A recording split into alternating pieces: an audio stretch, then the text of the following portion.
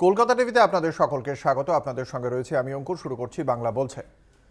আগামীকাল সপ্তম তথা শেষ দফার নির্বাচন। গোটা দেশে 57টি কেন্দ্র এবং আমাদের রাজ্যে 9টি কেন্দ্রের নির্বাচন রয়েছে এবং এই 9টি কেন্দ্রের নির্বাচন যাতে সুষ্ঠুভাবে সম্পন্ন হয় তার জন্য নির্বাচন কমিশনের পক্ষ থেকে 967 কোম্পানি কেন্দ্রীয় বাহিনী রাখা হয়েছে এবং তার পাশাপাশি কিউআরটি রাখা হয়েছে। তার সঙ্গে সঙ্গে 1958টি কুইক রেসপন্স টিম রাখা হয়েছে, যাতে যে কোনো ঘটনা তাদের কাছে সেই খবর এসে পৌঁছানোর 15 মিনিটের মধ্যে ঘটনাস্থলে পৌঁছতে পারে সেই পরিকাঠামো রাখার কথা জানানো হয়েছে নির্বাচন কমিশনের পক্ষ থেকে।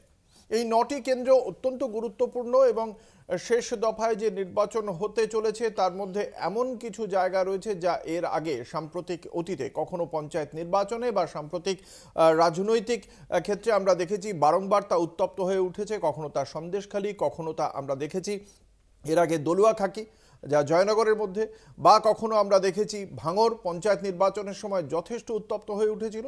এই জায়গাগুলিতে নির্বাচন রয়েছে এবং তারই মধ্যে আমরা আজকে দেখলাম নির্বাচনের ঠিক আগে উত্তপ্ত হয়ে উঠল ভাঙড় এবং সেখানে তৃণমূল কংগ্রেসের নেতা কর্মীদের লক্ষ্য করে বোমাবাজির ঘটনা ঘটেছে, বেশ কয়েকজন আহত হয়েছেন। সার্বিকভাবে যদি এত নিরাপত্তা বাহিনী রাখার পরেও সাধারণ মানুষকে না বাঁচানো যায় তাহলে তার কি শেষ পর্যন্ত তার লাভ কি হবে তা নিয়ে যেমন প্রশ্ন উঠছে, তার পাশাপাশি এই যে কেন্দ্রগুলিতে আগামীকাল নির্বাচন রয়েছে সেই কেন্দ্রগুলিতে ভারতীয় জনতা পার্টি, তৃণমূল কংগ্রেস এবং বামেরা তাদের যে প্রার্থীরা রয়েছেন তারা একে অপরের বিরুদ্ধে এতদিন বিভিন্ন প্রচার করেছেন, কিন্তু সেই প্রচার শেষ হয়ে গিয়েছিল। কিন্তু একটি দলের রাজনৈতিক প্রচার কিন্তু এখনো শেষ হয়নি। প্রধানমন্ত্রী নরেন্দ্র মোদী তিনি ধ্যান করছেন এবং সেটিও প্রচারিত হচ্ছে। বিরোধী রাজনৈতিক দলগুলির পক্ষ থেকে নির্বাচন কমিশনে একাধিকবার এই বিষয়ে অভিযোগ জানালেও সম্প্রচারিত হচ্ছে প্রধানমন্ত্রীর ধ্যান, জানিয়ে বারংবার প্রতিবাদ জানাচ্ছেন বিরোধীরা। এই বিষয়গুলি নিয়েই চর্চা করব আমাদের আজকের বাংলা বলছের মঞ্চে। আপনাদের সঙ্গে রয়েছে আমি অঙ্কুর, আমার সঙ্গে রয়েছেন বিশিষ্ট অতিথিরা। দর্শকদের সঙ্গে পরিচয় করিয়ে দেবো। আমাদের সঙ্গে রয়েছেন শর্মিষ্ঠা ভট্টাচার্য, রাজ্য বিজেপির মুখপাত্র শর্মিষ্ঠা ভট্টাচার্য, রয়েছেন কৃষাণু মিত্র, তৃণমূল কংগ্রেসের মুখপাত্র কৃষাণু মিত্র, রয়েছেন কেতন জয়সওয়াল, প্রদেশ কংগ্রেসের মুখপাত্র কেতন জয়সওয়াল এবং স্বপন মণ্ডল, সিপিআই এর মুখপাত্র স্বপন মণ্ডল। আপনাদের সকলকে কলকাতা টিভির পক্ষ থেকে স্বাগত জানাই। ভোটের ঠিক মুখে উত্তপ্ত হয়ে উঠেছে ভাঙড় এবং সেখানে তৃণমূল নেতাকর্মীদের লক্ষ্য করে বোমাবাজির ঘটনা ঘটেছে এবং সেখানে আইএসএফ এর বিরুদ্ধে অভিযোগ উঠেছে। নওশাদের গ্রেপ্তারের দাবি তুলেছেন তৃণমূল কংগ্রেসের বিধায়ক শওকত মোল্লা এবং ইতিমধ্যেই এই ঘটনায় দুজন গ্রেপ্তার হয়েছেন। ঠিক কি ঘটলো আজকে ভাঙড়ে, কিভাবে উত্তপ্ত হয়ে উঠলো আমরা দেখে নেব এই প্রতিবেদনের মাধ্যমে।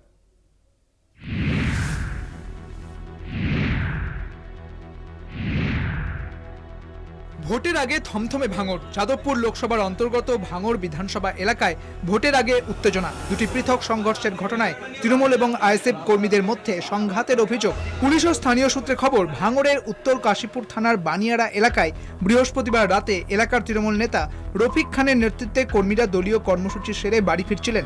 সেই সময় রাতের অন্ধকারে তৃণমূল কর্মীদের নিশানা করে আইএসএফ এর লোকেরা এলোপাথারি বোমা ছোড়ে বলে অভিযোগ। এই ঘটনায় রফিক ও এক শিশু সহ 10 থেকে 12 জন জখম হন। তাদের মধ্যে 5 জনকে কলকাতার এসএসকেএম হাসপাতালে ট্রমা কেয়ারে ভর্তি করা হয়েছে। বাকিরা জিরানগাছা ব্লক প্রাথমিক স্বাস্থ্য কেন্দ্রে ভর্তি। 7-8 জন আহত।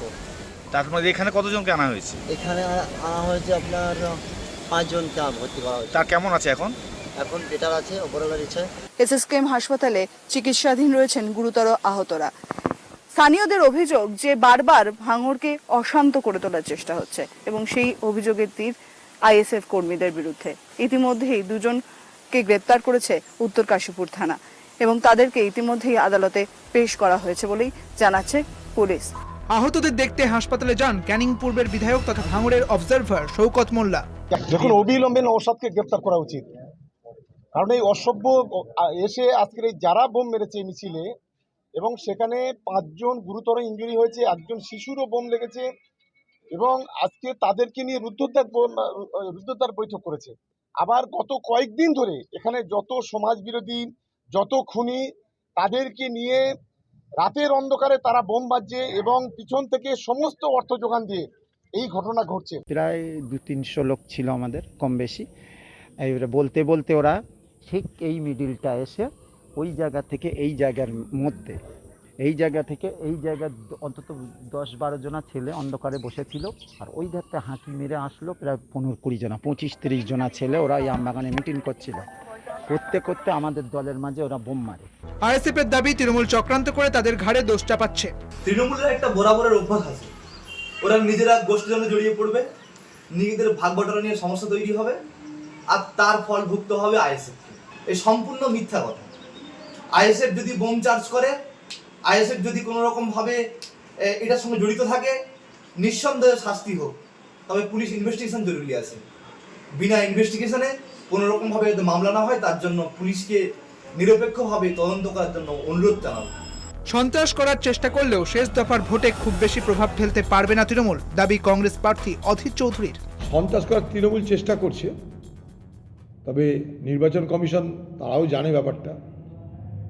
তৃণমূল চেষ্টা করবে, খুব বেশি প্রভাব ফেলতে পারবে বলে আমার মনে হয় না, কারণ নির্বাচন কমিশন তারাও তৎপর থাকবে বলে আমার ধারণা। গত পঞ্চায়েত ভোটে বারবার উত্তপ্ত হয়েছিল ভাঙড়, প্রাণহানিও ঘটেছিল। লোকসভা ভোটের আগেই সেই পরিস্থিতি তৈরি হওয়ায় সাধারণ মানুষের মনে আশঙ্কা তৈরি হয়েছে, ভোট নির্বিঘ্নেই মিটবে তো? এলাকার মানুষ শান্তি চাইছেন। ভাঙড়ের বোমাবাজির ঘটনায় অতিরিক্ত কিউআরটি পাঠানো হয়েছে। জেলা প্রশাসন থেকে রিপোর্ট পাঠিয়েছে নির্বাচন কমিশনে। কলকাতা টিভি।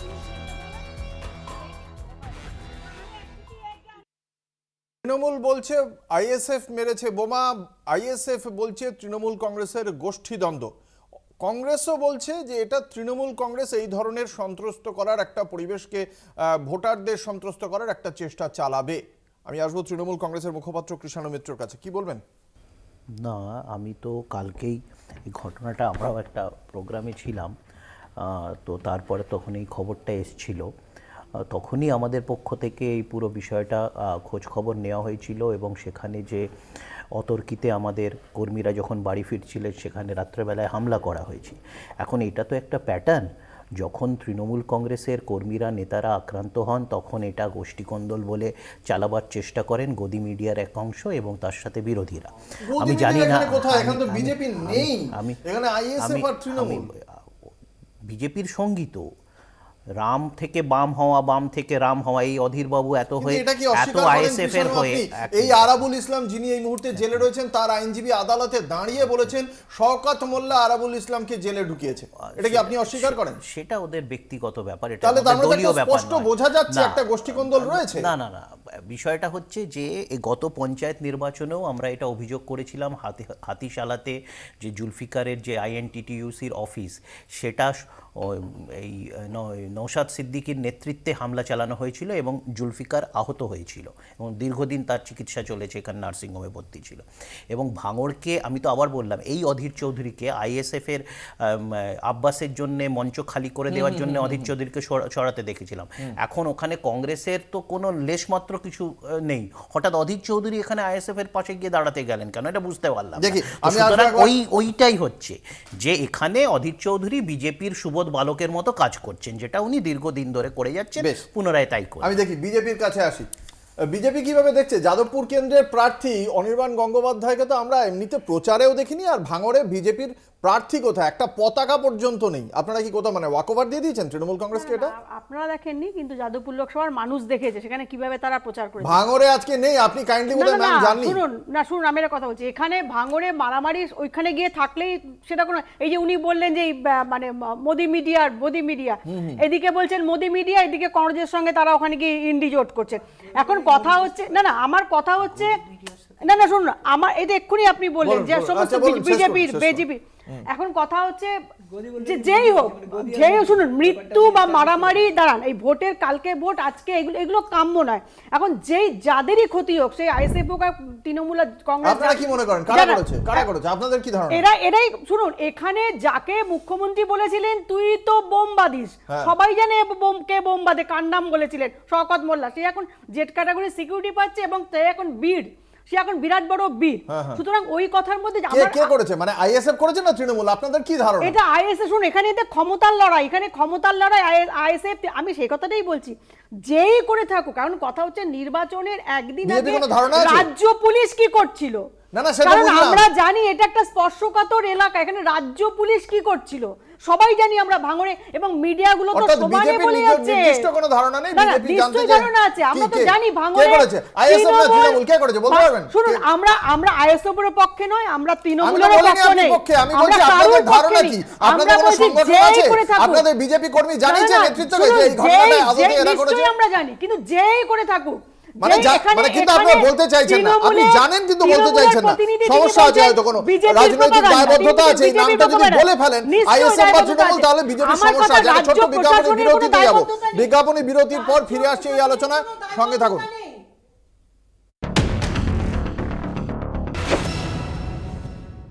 ফিরে এলাম বিরতির পর, আপনারা দেখছেন বাংলা বলছে, আপনাদের সঙ্গে রয়েছে আমি অঙ্কুর। বিরতিতে যাওয়ার আগে যে উত্তপ্ত হওয়া ভাঙড় নিয়ে চর্চা চলছিল, তার পাশাপাশি যাদবপুরের গাঙ্গুলি বাগানেও আজকে তৃণমূল কংগ্রেসের বিরুদ্ধে অভিযোগ করেছে বামেরা, যে বামেদের কয়েকজন কর্মী সমর্থক এবং সাধারণ মানুষ তারা আহত হয়েছেন। তৃণমূল কংগ্রেস নাকি তাদের ওপর হামলা চালিয়েছে, বেশ কয়েকজনকে পেটানো হয়েছে, এমনটাই অভিযোগ বামেদের। এই যে বারংবার এই ঘটনাগুলো ঘটছে তা নিয়ে আমি আসবো কংগ্রেসের মুখপাত্র কেতন জয়সওয়ালের কাছে। যেটা একটা বিষয় যেটা কেতান আপনার কাছে জানার, যে এই ভাঙড় এখন কলকাতা পুলিশের অন্তর্গত, 9টা থানা রয়েছে। এই ভাঙড়ে কিন্তু গত কয়েকদিন আগেই এই ইব্রাহিম আলী বলে তৃণমূল কংগ্রেসের একজন নেতাকেও গ্রেপ্তার করা হয়েছে। তার বিরুদ্ধে অভিযোগ ছিল কি, যে সে স্থানীয় প্রাক্তন প্রধানের স্বামীকে খুন করার পরিকল্পনা করেছেন।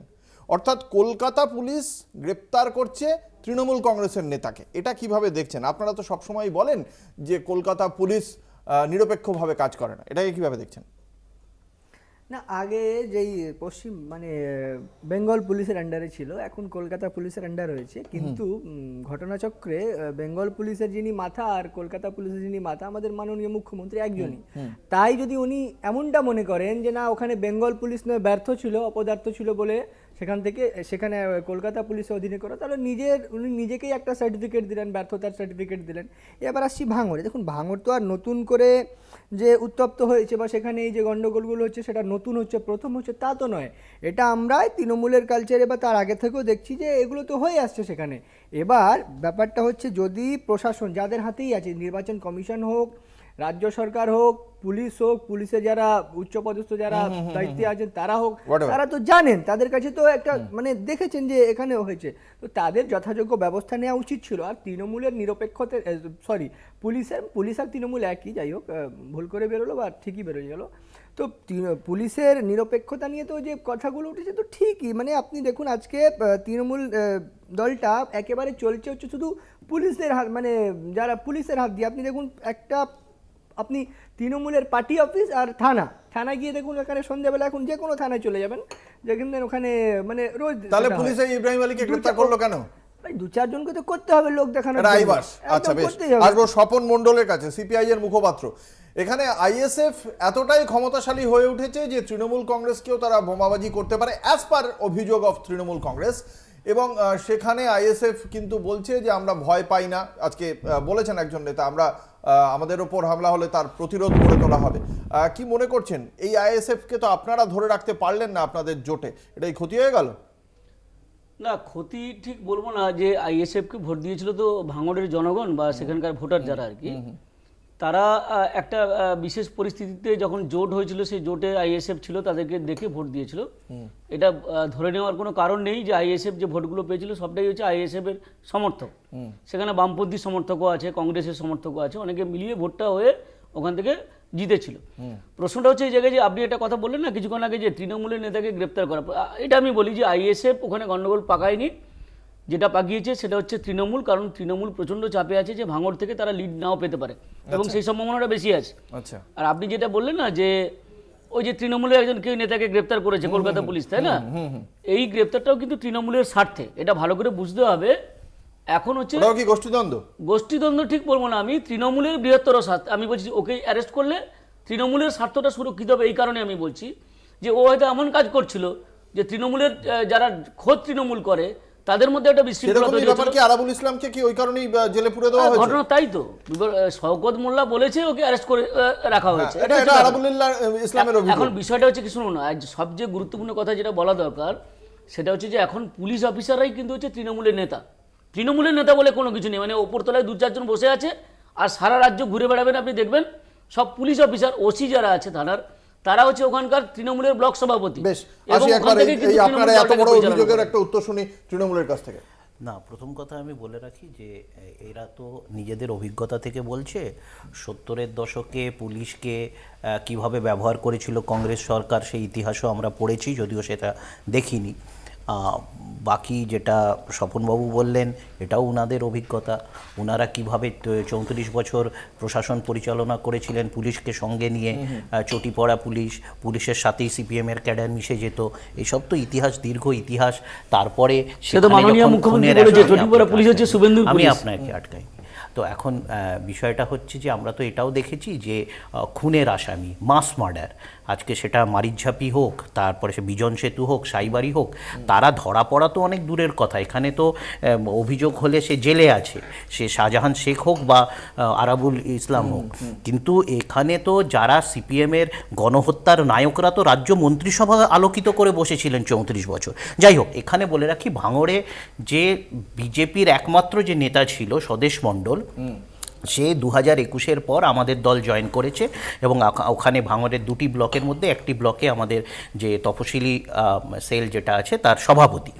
তো সেখানে বিজেপি নেই, বিজেপির কাজটা করছে আইএসএফ। কেন কি আইএসএফের পৃষ্ঠপোষকতা শুভেন্দু অধিকারীর নেতৃত্বে কিভাবে হয়েছিল সেটা ভাঙড়ে এখন সবাই জানে, যে এই আইএসএফকে প্রপ আপ করা অনেকটা ওই এমআইএম যেটা আছে আমাদের ওই কি যেন ওএসি বন্ধুদের, আসাউদ্দিন ওবিসি, আকবরউদ্দিন ওবিসি, ওদেরকে যেভাবে মানে গরম গরম কথা বলে একদিকে মুসলমানদের রক্ত গরম করা হবে, হিন্দু ভোট বিভাজিত হবে, পোলারাইজড হবে, ওখানে বিজেপি গিয়ে ছিপ তুলে মাছ ধরবে, এটাই তো আইএসএফের কাজ ছিল এখানে। ঘটনাচক্রে তারা আটকে গেছে একটি আসনে এবং বাম এবং কংগ্রেস জিরো হওয়ার দরুন পুরো মিডিয়া লাইমলাইট, যে গদি মিডিয়ার তো একটা কোনো ইয়ে চাইবে, সেটা ভোটটা নিয়ে নেবে, তৃণমূলের ক্ষতি হবে, আপনারা অ্যাডভান্টেজ পাবেন, এইভাবে নাকি? এটা হচ্ছে তৃণমূলের কথা, কারণ এই শওকত মোল্লাদের তো পুষ্ট এরা করছে, এবং শুধু এরা নয়, আমরা বিভিন্ন সারা পশ্চিমবাংলা জুড়ে অনুব্রত থেকে শুরু করে সারা পশ্চিমবাংলা এরকম অনেক বীর, অনেক শেখ শাহজাহানের মতো স্বাধীনতা, এরকম অনেক, এদের উপরেই কিন্তু তৃণমূলটা দাঁড়িয়ে রয়েছে।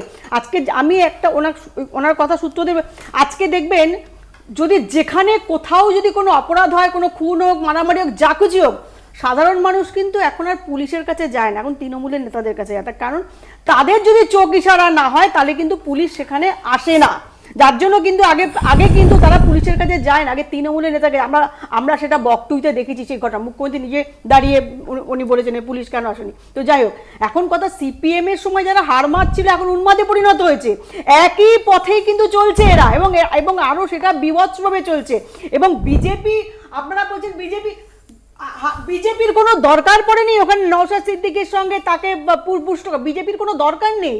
বিজেপি সারা পশ্চিমবাংলায় যথেষ্ট নিজেদের ক্ষমতা আছে, তাদের কর্মী বল থেকে যথেষ্ট সংগঠন আছে, এবং সেটা এখন জানে তৃণমূল, জানে বলেই যেখানে যেখানে ওরা মনে করছে যে ওদের আজকে বিপদ আছে, দেখুন উত্তরে কিন্তু হয়নি, উত্তর ভারতে যখন ইলেকশনটা হয়েছে, নর্থ বেঙ্গলে যখন ইলেকশনটা হয়েছে, নর্থ বেঙ্গলে কিন্তু কোনো ঝামেলা হয়নি। যত আপনি দক্ষিণে আসবেন দেখুন ঝামেলাগুলো কিন্তু শুরু হয়েছে, গত দফায় হয়েছে, তার আগের দফায়, এই দফায় আগের দিন থেকে ঝামেলাগুলো শুরু হয়েছে। অর্থাৎ টিএমসি বললে পুলিশ অ্যাক্টিভ হয়, আপনার বক্তব্য অনুযায়ী টিএমসি বললে পুলিশ সক্রিয় হয় একদম, এবং বিজেপি বললে ওয়াশিং মেশিন হয়। আমরা এই আলোচনায় ফিরবো, একটা ছোট্ট বিজ্ঞাপনী বিরতির পর ফিরে আসছি, সঙ্গে থাকুন।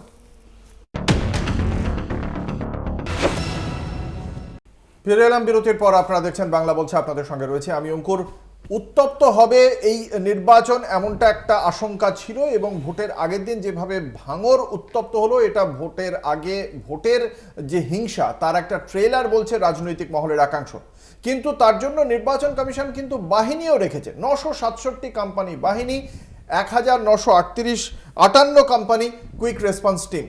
কিন্তু এত বাহিনী দিয়ে কি হবে যদি মানুষকে না বাঁচাতে পারলো? গত কয়েকটি নির্বাচনে আমরা দেখেছি সামান্য কিছু বিচ্ছিন্ন বিক্ষিপ্ত ঘটনা ঘটেছিল, অশান্তির খবর এসেছিল। এবারের যে জায়গাগুলো রয়েছে তার মধ্যে যাদবপুর রয়েছে, জয়নগর রয়েছে, বসিরহাটের সন্দেশখালী রয়েছে, দমদম হয়তো কতটা উত্তপ্ত হবে আমরা জানি না, কিন্তু ভোটে যে হাড্ডাহাড্ডি হবে তা নিয়ে কোনো সন্দেহ নেই। এখনো পর্যন্ত নির্বাচন কমিশনের ভূমিকা যা দেখেছে বিরোধীরা, আমি আগে বিরোধীদের কাছে যাব, যে আগে আপনারা বলতেন, কংগ্রেসের কাছে প্রথমে আসব, যে এই বাহিনীকে বসিয়ে রেখে দেওয়া হয়। এবারের মানে কালকে সপ্তম তথা শেষ দফা, আপনাদের কি আশা আশঙ্কা? দেখি আশা তো সবসময়ই থাকে যে এত যে বাহিনী এসছে, এত বড় বড় যে প্রেস কনফারেন্স করেছিলেন আমাদের যখন ভোটটা যখন ডিক্লেয়ার করেছিলেন যে আমরা এত ভালো কাজ করব, তো আশা তো সবসময় থাকে যে ভোট যেন শান্তিপূর্ণ হয়, মানুষ যাকে খুশি ভোট দেন, তাদের ইচ্ছা মতো বুথ অবধি পৌঁছতে পারেন নির্বিঘ্নে, সেখানে গিয়ে ভোট দিতে পারেন। আর ডাউট যেটা থাকে যে তৃণমূল আছে, এখানে ঝুট ঝামেলা গন্ডগোল এবার হবে কি না, মনে হচ্ছে এটাও- এবার কি মনে হচ্ছে কেন্দ্রীয় বাহিনীর ভূমিকা দেখে যে সেরকমই কিছু দিকে এগোতে পারে? দেখুন, কেন্দ্রীয় বাহিনী এটা সবসময় জানতে হবে যে বাইরে থেকে এসছে, তাদেরকে পরিচালনা যারা করছে বা এলাকা যে চেনাচ্ছে, ধরুন এখান থেকে আমাকে একটা জায়গায় যেতে হবে, সেটা 1 কিলোমিটার দূরত্বে আছে, কিন্তু বাহিনী তো জানে না। এবার যদি পুলিশ বা লোকাল যারা সেখানে যাকে মুভ করাচ্ছে, সে যদি 3 কিলোমিটার ঘুরিয়ে নিয়ে যায়, সেখানে দেরি করানো হয়, তো সবসময় কিন্তু পুলিশের ভূমিকা একেবারে যে মানে নেই সেটা বলা যেতে পারে না। আর আমরা তো CPI দেখেছি, এরও কি আমি একই 10 সেকেন্ড অ্যাড করিনি, আমরা দেখেছি বিগত 6টা দফার ভোটে আমরা দেখেছি যে প্রত্যেকটা মানে ভোটের ঠিক একদিন আগে, ঠিক যেরকম আজকের মতো ওখানে গ্রামে, এটা তো মানে কলকাতা তো হচ্ছে তখন শহরে, যে গ্রামগুলোতে পুলিশরা একদম উর্দি পড়ে পুলিশরা বাড়ি বাড়ি গিয়ে যারা বুথ এজেন্ট বিরোধীদের, আমি বহরমপুরে দেখেছি, আমাদের কাছে কমপ্লেন এসছে, তাদেরকে বলে কালকে বুথে যাবে না, তাদেরকে মানে নানা রকম ভাবে তাদেরকে হ্যারাস করা দেখেছি আমরা সারা রাত এগুলো। হ্যাঁ, বিষয়টা হচ্ছে যে আগামীকাল যে নির্বাচন হচ্ছে 9টা সিটের জন্য আর কি, আমাদের রাজ্যের এই অংশের পাবলিক রেডি আছে রিপাবলিককে বাঁচানোর জন্য। এটা প্রথম কথা আমরা যেটা বলি, পাবলিক রেডি রিপাবলিককে বাঁচানোর জন্য।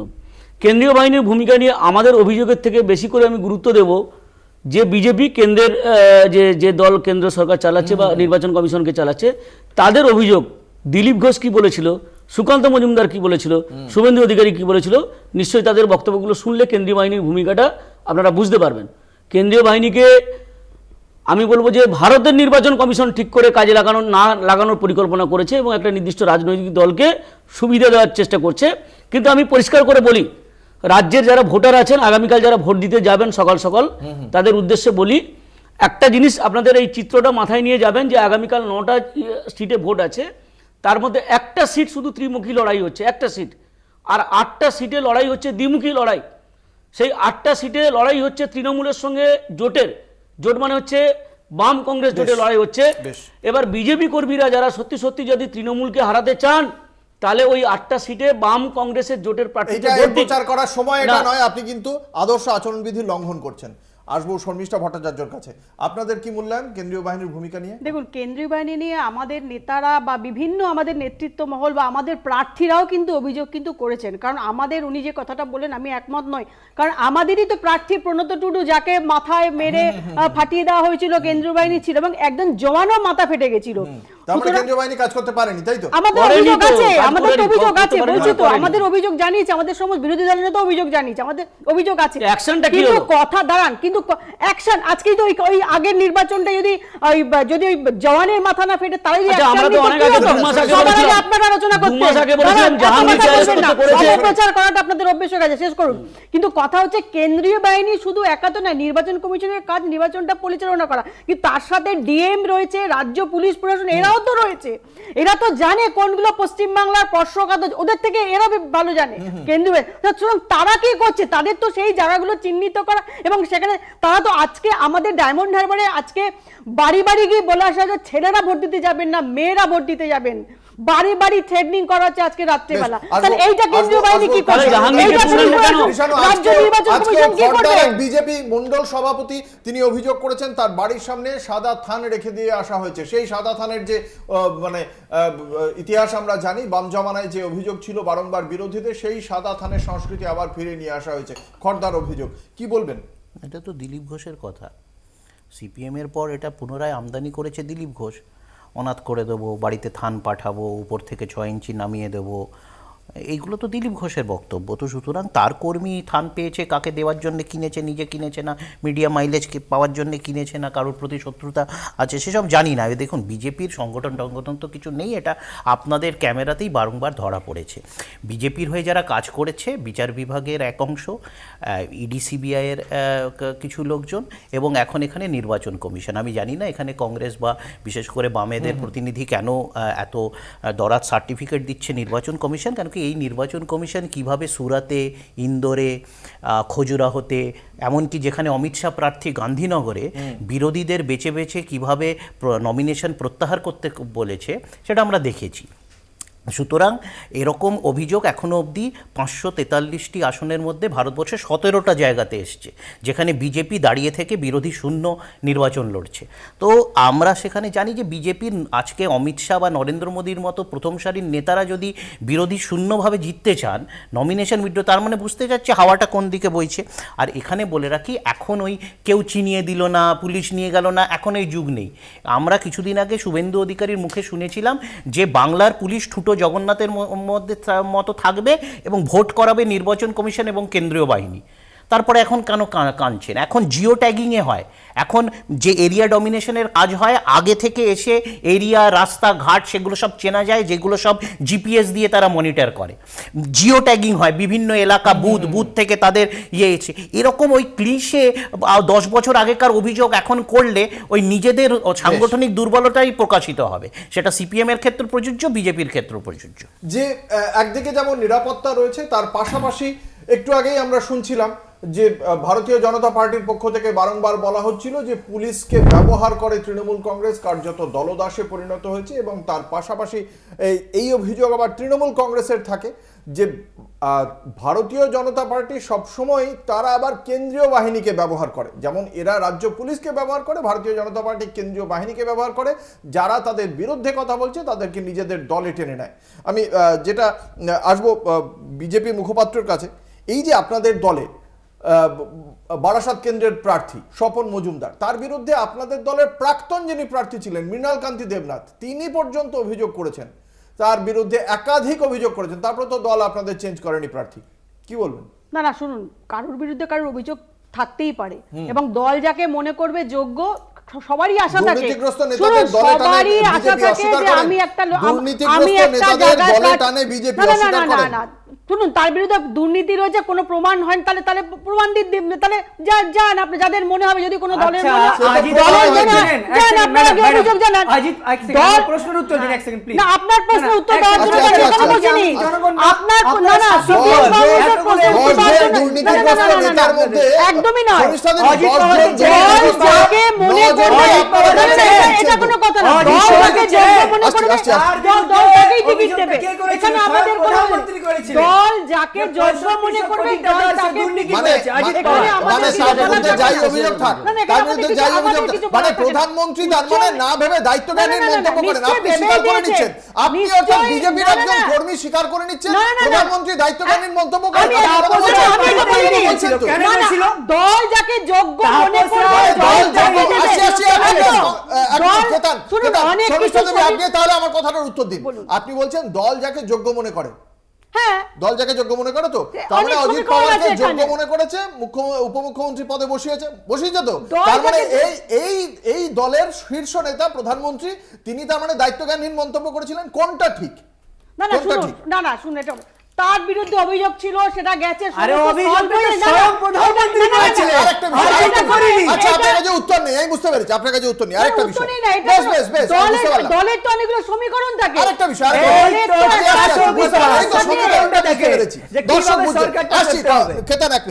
শুভেন্দু টাকা নিচ্ছে, আমি এখানে কথা বলছি, যতটা এনসিপি, আম আদমি পার্টি, শিবসেনার বিরুদ্ধে তৎপর থাকে ইডি, সিবিআই, আপনাদের রাজ্য বিজেপির যত অভিযোগই থাক না কেন তৃণমূল কংগ্রেসের কারোর বিরুদ্ধে সেইভাবে অ্যাকশন হয় না। তার মানে তৃণমূল কংগ্রেসের নেতারা হয় নির্দোষ আর নয় বিজেপির সঙ্গে সেটিং আছে। কোনটা ঠিক? কোনটা ঠিক? তার মানে সেটিং আছে। না আপনি এটা কি করে বলছেন? তাহলে নির্দোষ, একের পর আমরা কি জানতাম যে পাত্র চ্যাটার্জির বান্ধবী বাড়িতে ততগুলো টাকা পাওয়া গেছে, জ্যোতিপ্রিয় মল্লিকের অত টাকার গণিত বাইরে হাওলা চলে আছে, এইটা আমার মনে হয় আপনি ঠিক বলছেন না, এটা একদম ঠিক। আমি উত্তর কলকাতা নিয়ে বলছি, এখানে যে আপনাদের প্রার্থী যে বিজেপি, তার বাড়িতে তো কদিন আগে ইডি গেল। ইডিটা কেন গেছিল? যদি ইডির কাছে যদি কোনো দুর্নীতির হিন্ট ছিল, যদি ওনার অভিযোগ ছিল, অভিযোগ ছিল, ইডি গেছিল, তাহলে সেরকম লোক ক্লিন চিট না পাওয়ার পর্যন্ত সে বিজেপিতে আসলো কি করে, ক্যান্ডিডেট হলো কি করে? এক। দ্বিতীয় প্রশ্ন হচ্ছে, যদি কোনো রকম হিন্ট ছিল না তাহলে গেছিল কেন? তাহলে কি বিজেপির একটা মডেল এজেন্সির কাজ কি বিরোধীদের? আমার প্রশ্ন হচ্ছে যে এই যে শুভেন্দু অধিকারী 2021 সালের আগে শুভেন্দু অধিকারী চোর, এই কথাটা কারা বলতো? বিজেপি লোকেরা তো ভিডিও কনফারেন্স করে, প্রেস কনফারেন্স করে ভিডিওতে স্ক্রিনে দেখাচ্ছিল। কে দেখাচ্ছিল? বিজেপি লোকেরা দেখাচ্ছিল। পরে ইউটিউব থেকে আমি delete বলছি করে দিয়েছে। মুকুল রায় চোর, এটা কারা দেখাচ্ছিল? বিজেপি লোকেরা দেখাচ্ছিল। ভাগ মুকুল ভাগ কে বলেছিল? সিদ্ধার্থ সিনহা বলেছিল। হ্যাঁ, বিশ্বজিৎ কুন্ডু তো ছোটখাটো নেতা। 60-62টা চাকরি তিনি তার পরিবারের লোকজনকে দিয়েছেন। না না, আমার বলা শেষ হয়নি। আমি বলছি যে তাহলে সেই চোরগুলো এখন আপনাদের দলে স্থান পেয়েছে বলে তারা সাধু হয়ে গেছে? গেরুয়া চোর হয়, রাজীব গান্ধী চোর হয়, কারা বলেছিল? আজকে এখানে আপনারা মমতা ব্যানার্জি বলে এত কথা বলছেন, ওখানে গিয়ে সীতারাম ইয়েচুরি, ওখানে গিয়ে আপনারা লিট্টি চোখা খাচ্ছেন, বিরিয়ানি খাচ্ছেন। না, কেউ বিরিয়ানি খাচ্ছে না। কে বলছে? কেউ বিরিয়ানি খাচ্ছে না। কেউ বিরিয়ানি খাচ্ছে না। কথা মানে না। কংগ্রেসের সঙ্গে আপনারা জোট করছেন কি করে? বেশ, আমি আসবো। আপনি কিন্তু উত্তরটা দিলেন না। আপনাদের কর্মী তো মানে না। আপনাদের কর্মীকে বলা হয় যে আপনারা বলার সুযোগ দেব, সময় বাকিদের বলার সময়। কৃষাণু, না, আমি তো এটা আগেও বলেছি, এটাতে আজকে পরিষ্কার হয়ে গেল কংগ্রেসের বিজেপির প্রতিনিধি। দেখুন, কংগ্রেসের সময় এই ইডি সিবিআইকে খাঁচাবন্ধ টিয়া পাখি সুপ্রিম কোর্ট বলেছিল। এখন পুনরায় বিজেপি এক্সপোজড হয়ে গেছে। স্বয়ং প্রধানমন্ত্রী, যেটার উদাহরণ তুমি দিলে, 28শে জুন অজিত পাওয়ারের বিরুদ্ধে অভিযোগ করেছিলেন, 2রা জুলাই তাকে নিয়েছেন। 4 দিনের মধ্যে 70,000 কোটি টাকার দুর্নীতি হয়নি সেটাও প্রমাণিত হয়নি। 70,000 কোটি টাকা কোথায় গেল সেটাও কেউ জানতে পারলো না। কিন্তু অজিত পাওয়ার বিজেপিতে গেল, অর্থমন্ত্রী হলো, উপমুখ্যমন্ত্রী হলো, এটা আমরা সকলে দেখতে পেলাম। তো সুতরাং এইটা তো, এই দ্বিচারিতা তো রন্ধ্রে রন্ধ্রে সকলেরই আছে।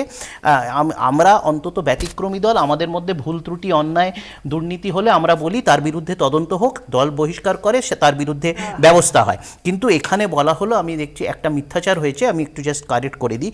এই ডক্টর প্রণত টুডু, যে বিজেপির প্রার্থী ঝাড়গ্রামে, তিনি এবং তার যে বডিগার্ড কেন্দ্রীয় বাহিনী, তারা ওই গ্রামে গিয়ে একজন আদিবাসী মহিলার কে আক্রমণ করেন, তাকে চড় মারা হয়, তিনি অজ্ঞান হয়ে যাক। তারপরে যেহেতু তাদের দেখে হয়তো মনে হয়েছিল যে এটা তাদের পক্ষে ভোটিং হচ্ছে না, তার দরুন গ্রামের লোকেরা খেপে যায়, তারপরে তাদেরকে তাড়া করা হয়। এবং আমরা ভিডিও প্রকাশ করেছি, আমরা ভিডিও প্রকাশ করেছি।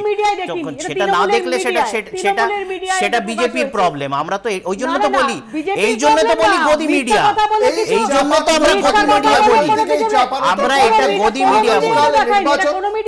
আচ্ছা, তাহলে আমি দেখি একটা ছোট্ট বিজ্ঞাপনী বিরতিতে যাব, কারণ স্টুডিও উত্তপ্ত হয়ে উঠছে ভাঙনের মতো। একটা ছোট্ট বিজ্ঞাপনী বিরতির সঙ্গে থাকুন।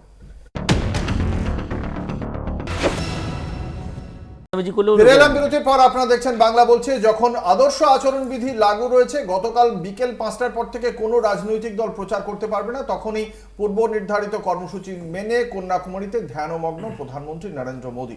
এবং সেই ছবি ছড়িয়ে পড়ছে। নির্বাচন কমিশনের কাছে বহু অভিযোগ জানানোর পরেও তার কিন্তু কোনো রকম পদক্ষেপ আমরা দেখিনি। কংগ্রেস কিভাবে দেখছেন? দেখুন, ক্যামেরার প্রতি আমাদের প্রধানমন্ত্রীর যে ভালোবাসা, এটা আমরা 10 বছর ধরে দেখছি। উনি ক্যামেরা জিবি, উনি মানে ক্যামেরা জিবি একটা শব্দ অনেকগুলো নতুন আমরা মানে মোদিজির আমলে, যেরকম জুমলা শব্দটা খুব একটা ফেমাস ছিল না, সবাই জানতো না। মোদিজির আমলে আমরা জেনেছি ক্যামেরা জিবি, এই শব্দটা আমরা জানলাম। এবার তখন ভোট প্রচার শেষ হবে, যে ধ্যানের ব্যাপারটা এটা কোনো নতুন কিছু না। ধ্যানে অনেকেই যায়, কখন সেটা জানতে পারে যে কে কোথায় গেছিল, যখন সে ধ্যান থেকে ফিরে আসে, যে ভাই তোমাকে 2 দিন দেখিনি, কোথায় গেছিলে? না, আমি অমুক জায়গায় ধ্যানে গেছিলাম। এটা কি ধরনের ধ্যান? এটা পুরো পোস্টার দিয়ে, ব্যানার দিয়ে, মিডিয়ায় বলে যে আমি অমুক তারিখ এত তারিখ যাব। বিজেপির আইটি সেল থেকে, মিডিয়া সেল থেকে, প্রেসগুলোকে সব চলে যাচ্ছে যে চলে আসুন আপনার ক্যামেরা নিয়ে। বিজেপির নিজের 50টা ক্যামেরা অ্যাঙ্গেলে ধূপকাঠি জ্বলছে, ধূপকাঠির অ্যাঙ্গেল থেকে ক্যামেরা। আচ্ছা, আপনি বলুন তো, আপনি মেডিটেশন করছেন নাকি মিডিয়া টেনশন করছেন? আমরা এই ধরনের ধ্যান কোনো জায়গায় দেখিনি, বাপকালে দেখিনি যে আপনি ধ্যান দিচ্ছেন চোখ বন্ধ করে, আপনার চারদিক দিয়ে ক্যামেরা ঘুরছে, অ্যাঙ্গেলে শুটিং হচ্ছে না কি হচ্ছে? ধর্ম নিয়ে কত খেলবেন? বলছি যে আমাদের দেশে এই সাধু সন্ততি যারা আছেন আর কি, সাধু সন্ত যারা আর কি, তারা এই বহুদিন ধরে প্রাচীনকাল থেকেই ধ্যান ট্যান করে আসেন আর কি। এবং মেডিটেশনটা মানে মানসিক স্বাস্থ্যের পক্ষে যথেষ্ট ভালো। এটা নিয়ে মেডিটেশনটা নিয়ে সমালোচনা করা যায় না, কিন্তু প্রধানমন্ত্রী যে মেডিটেশন আর কি, এই মেডিটেশনটা একটু অন্য ধরনের। এটা হচ্ছে রাজনৈতিক মেডিটেশন আর কি। মানে বিষয়টা কীরকম দাঁড়ালো, যে তাহলে কি এটা ধরে নিতে হবে যে উনি মানসিকভাবে অস্থির আছেন, মানসিকভাবে সুস্থ হতে, মানসিকভাবে স্থির হতে উনি ধ্যান করতে বসেছেন? আর আমরা দেখেছি এর আগে সাধু সন্ত যারা মেডিটেশনে বসতেন বা ধ্যানে বসতেন, তারা নিভৃতে যেতেন, মানে যেখানে মানুষের কোনো ডিস্টারবেন্স নেই, প্রচণ্ড শান্তির পরিবেশ, নিরিবিল পরিবেশ, সেখানে গিয়ে ধ্যান করতেন। আর দেখা যাচ্ছে আমাদের মাননীয় প্রধানমন্ত্রী সমস্ত জগতের দেশ বিদেশের ক্যামেরা থেকে আরম্ভ করে মিডিয়া থেকে আরম্ভ করে সবারকে সামনে নিয়ে সঙ্গে নিয়ে এটা প্রচার করছে যে উনি ধ্যানে যাচ্ছেন। এর থেকেই বোঝা যাচ্ছে যে বিজেপি যে একটা কথা মুখে বলতো যে জুমলা জুমলা জুমলা, এবং উনিও সেটা কিন্তু জুমলা করছেন। এবং ভান সম্পর্কে যা যা বলছে বিরোধীরা, কি বলবেন? ধ্যানটা যে জুমলা হয় এটাই বাম যারা তারাই বলতে পারে, মানে অদ্ভুত। আমি তবুও আপনাদের ধন্যবাদ জানাবো, তার কারণ আপনারাই প্রধানমন্ত্রী ধ্যানটাকে একটা দারুণ হাইক করে দিয়েছেন, দারুণ উচ্চতায় প্রচার করেছেন। মানে আপনারা মানে যারা বসেছেন বিরোধীরা তাদের কথা, বিরোধীদের ইস্যু হলে আলোচনা করবে, দারুণ প্রচার করেছে। শুধু শুনুন, প্রধানমন্ত্রী নরেন্দ্র মোদী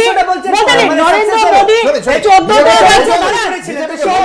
গেছে, 19 গেছে, আপনারা করেছেন, আমরা ঠিক আপনারা করেছেন, 14 গেছে, 19 গেছে, এবারও গেছে। শুনুন, প্রধানমন্ত্রী নরেন্দ্র মোদী বিনা পয়সার অ্যাড করে লাক্ষাদ্বীপকে যে ইকোনমিক হাইক দিয়েছেন আপনারা কল্পনা করতে পারবেন না। কালীঘাটে যখন কালী পুজো হয়, খিচুড়ি বিরানো, তার ছবিও দেওয়া হয়, প্রচার করা হয়, তখন তো আপনারা বলেন না। কর্ণাটকা নির্বাচনের সময় বজরংবলীর নাম নেওয়া, ধর্মীয় আবেগ করার জন্যও আমরা কিন্তু নির্বাচন কমিশনের সব দল কমপ্লেন করেছিল, সেই রেসপন্সটা এখনও আসেনি। সেটা কুইক রেসপন্সের আন্ডার পড়বে কিনা জানি না। প্রধানমন্ত্রী যেখানে ধ্যান করছেন ওই কন্যাকুমারীতে আমিও গেছি, হয়তো অনেকেও গেছেন, তার বাইরে বড় বড় করে লেখা আছে photography and videography is strictly prohibited. তারপরে প্রধানমন্ত্রী যে কাজটা করছেন ওটা একটা বেআইনি কাজ করছেন, এবং যারা সম্প্রচার করছে তারাও বেআইনি কাজ করছে। এবার এই যে এইগুলো আপনি আইন ভঙ্গ করবেন, আবার কোর্টে যাওয়ার কথা বলবেন কেন?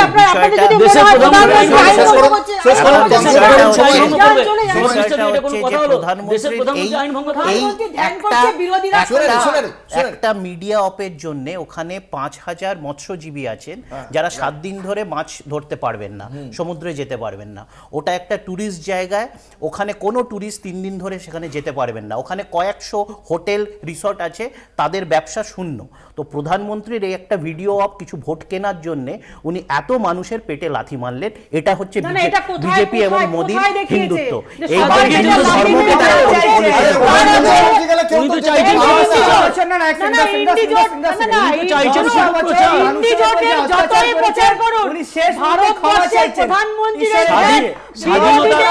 স্বাধীনতার পরে ভারতবর্ষের প্রধানমন্ত্রীকে প্রচার ভিডিওতে দেখেছেন আপনি?